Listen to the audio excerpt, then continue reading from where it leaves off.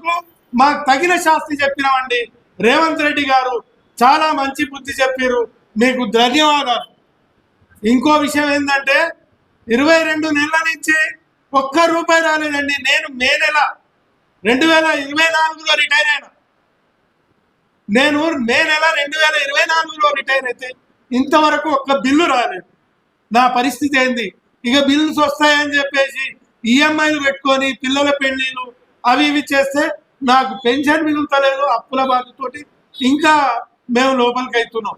దీన్ని గమనించి మీరు స్పష్టమైన ప్రకటన చేయండి అయ్యా అని అంటే ఇంతవరకు ఏం చేయరు. ఇంకోటి, కోర్టుకు పోయినామండి. కోర్టుకు పోయినా, నేను పోయినా కోర్టుకు పోయినా, కంటెంప్ట్ ఆఫ్ ది కోర్టు కూడా ఇచ్చిన, దానికి సమాధానం లేదు, ఏదీ లేదు, ఎక్కడ లేదు. ఇది ఏం రాజ్యం అంటే ఇది రేవంత్ రెడ్డి రాజ్యమే అనిపిస్తుంది, ఇంకేం లేదు.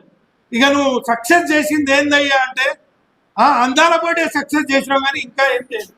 అందాల పోటీలకైతే పైసలు వచ్చినాయి, మరి మా పైసలు పెట్టి నువ్వు అందాల పోటీ నిర్వహిస్తానికి ఉంటుందా? మా పైసలు మేము జీపీఎఫ్లో దాచుకున్న పైసలు, ఇంకా ఇతరత్ర దాంట్లో దాచుకున్న పైసలున్నాయి.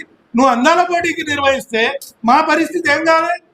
మా పరిస్థితి ఏం కావాలి? మేమేమో కడుపు కట్టుకొని మేము దాచుకున్నామండి.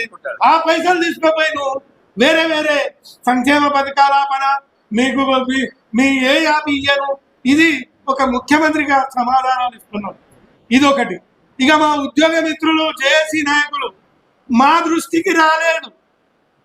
అరే మీ దృష్టికి తెలంగాణ అట్టడిగిపోతుంది, మా రిటైర్మెంట్ ఎంప్లాయీస్ కొరకు అని అంటే మా దృష్టికి రాలేదు. మీరు ఆవేశపడకండి, మా దృష్టికి తీసుకురండి అంటే నువ్వు లూప్ లైన్ పెట్టి నువ్వేమన్నా ఖరీదు చేసి ఇప్పిస్తావా? మాకు రావాల్సిన పైసలు మేము అడుగుతున్నాం.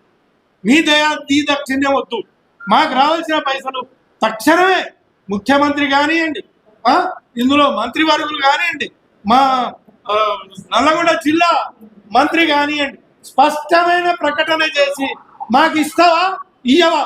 ఇయ్యనంటే చెప్పవయ్యా, ఇయ్యనంటే చెప్పు, నేను ఇయ్యలేను అని చెప్పేసి. కానీ ఒక స్పష్టమైన ప్రకటన చేస్తే ఈ ఆందోళనకు గురి కాకుండా మేము ఉంటామని తెలియజేస్తూ మీడియా మిత్రులకు అందరికీ ధన్యవాదాలు తెలుపుతూ ముగిస్తున్నానండి.